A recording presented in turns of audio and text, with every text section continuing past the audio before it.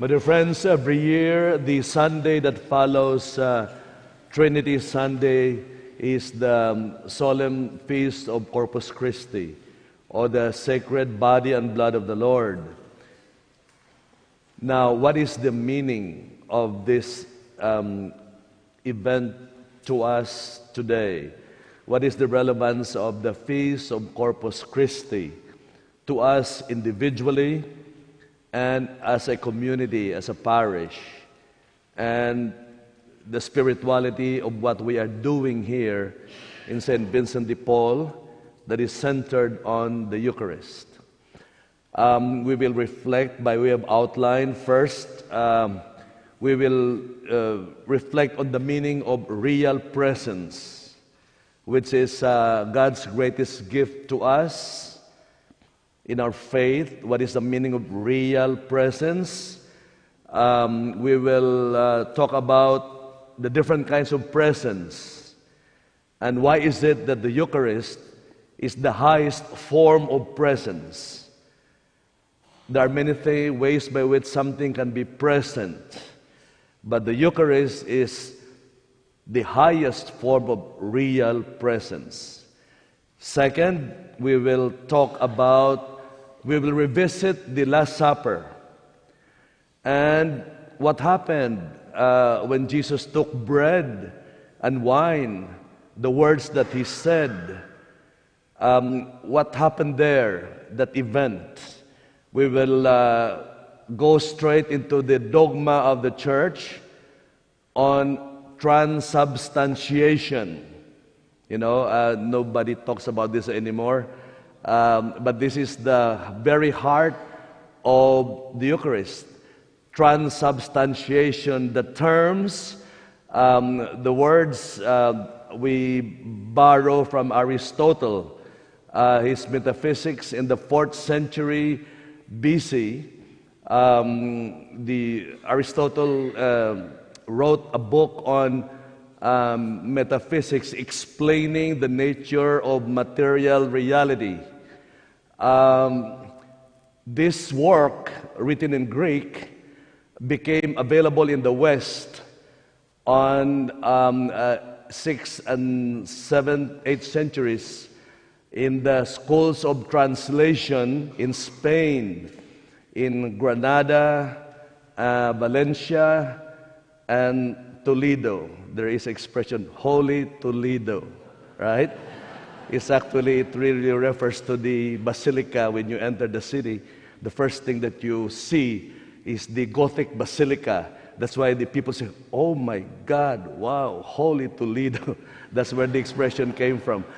And it contains the work of El Greco and the classic paintings. But there were schools of translations where the work of the Greeks were translated into Latin. And then it became available to the West. In the 12th century, St. Thomas Aquinas, when he wrote the Summa Theologica, borrowed the concepts of Aristotle in explaining the sacrament, the Eucharist. So we will go into this, so we'll have a deeper appreciation of the meaning of transubstantiation. Then, from there, we will go back to ourselves here in our community. How are we living the Eucharist?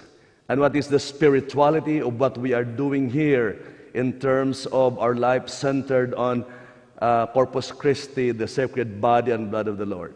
So, let's begin with real presence. I know that in this parish, thanks to our cantors and musicians and the choir, the number one music in the billboard, in the chart is surely the presence of the Lord is in this place. So you know that, sure. That's number one, drawing people to our parish. As a matter of fact, during the mingle, one of the new parishioners said, Father, if you take that song out, we will transfer to another parish. That's a blackmail. But she was joking anyway. So, they love this music because that's really the core of worship, presence. Now, there are many ways by which something can be present to us. Something can be present in our thoughts. When we think of things and people, they are present in our thoughts. Something can be present. For example, you open your wallet and there are pictures, paper and ink of people you love. You want the pictures to be close to you because they are the people you care for. Then you open your cell phone, light and colors. There are pictures. You want those pictures to be close, present to you. That's another form of presence. Or you can use statues, statues made of wood and cement. You don't worship them, but when you see, example, the statue of Saint Joseph, the Blessed Mother, there's something that you feel. You relive the person. You make the person alive again in you. The person becomes present, especially when you touch. That is a very prayerful, sacred act of touch. When you touch a statue, something happens. The person seems to be alive again to you. That's another form of presence. Something can be present in symbols, cloth, color, design, like flags. They remind you of the nation, the church. So many ways can be present to you. But the highest form of presence is in the flesh. The person is present in the flesh. You touch the person in the flesh. That is the number one highest form. When we celebrate the Mass in the consecration, in communion, we unite with God in the flesh. The highest form of presence. It's not just thoughts, it's not just words, but there's communion. Union, which satisfies the longing of the heart in our search for God.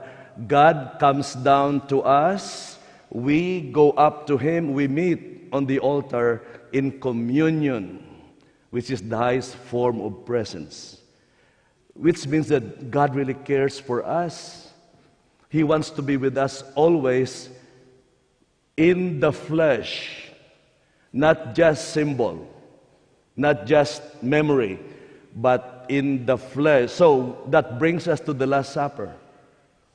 When Jesus took bread and wine, He mentioned some words. What happened there? So we will go back to Aristotle. According to Aristotle, every material thing has two components. Everything that's material has two things. First, that what makes a thing what it is. He calls that substance. Okay, substance of a thing. For example, apple. When you speak of apple, it's a fruit. It has a specific characteristic that makes apple what it is, different from other fruits. That immutable, constant principle in things, He calls substance. They don't change. They are constant. On the other hand, the things that describe, like shape, color, variety, scent, they call accidents. Aristotle calls that accidents, constantly changing. For example, only one apple, idea of apple, but there are many varieties. How do you prove that? You go to the produce section. So many kinds of apples, but only one fruit of apple. The accidents are changing all the time, but the substance remains. So when Jesus said, he took bread, substance of bread, when he mentioned, "This is my body," the substance of bread was transformed into his body. It's no longer bread, but the accidents remained. It still tastes bread, the changing, it's still bread, but the substance is no longer bread. That process is called transubstantiation. That's the meaning. So after the consecration, it's no longer bread and wine, but body and blood of the Lord. That is why when you're a minister, during communion, you don't distribute bread. You don't call it wine anymore. That's why Benedict changed cup to chalice to match the sacred reality of the body and blood of the Lord that you are giving. No longer bread, no longer wine, but the substance was transformed. Accidents remained. Do you follow? Simple, right? Yeah, very simple. That is the meaning of I'm insisting on this because nobody talks about this anymore. About how sacred is the Eucharist. This is the heart of the dogma of the church on the Eucharist. And that we understand the process. And the reason why God did that to us, because He wants to be close to us. He wants to be present, that He cares for us.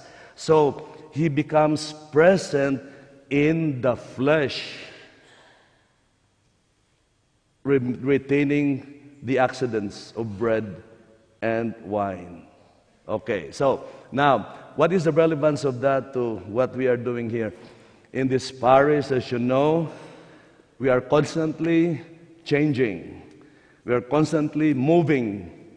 And as you can see, we are, the diocese and the bishop, I talked to him several times, already given us the final approval of everything, all the plans that we have, including a financial package that was available to us. And he is thanking everybody for doing our mission here in the process of construction. What are we doing here? As you know, simultaneously, there are 3 construction companies now working in our premises every day. First, we have Wellbro that is repairing the water intrusion so we can install the stained glass. You see the modulars there.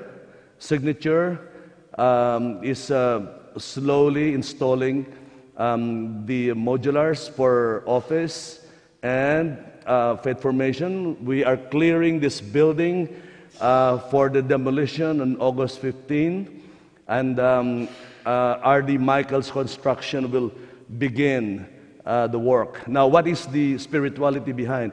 It's all about presence. We want to create a place, a time and a place, so people can come and experience the presence of God. Here, there is a place where they can go, celebrate the presence of God, where they can interact with God, where they can pray. And from the good things that we do, we reach out to the poor. We reach out, in terms of our charities. From the good things that we gather, we get out of the 4 walls and touch down on the poor, help the needy, feed them, cure them. That's what we are doing here. We are trying to tell the world that God is real, that He is present, and that our interaction with Him transform us to be like Him, and we also transform other people in the process. That's the spirituality of our mission in St. Vincent de Paul. It's about presence.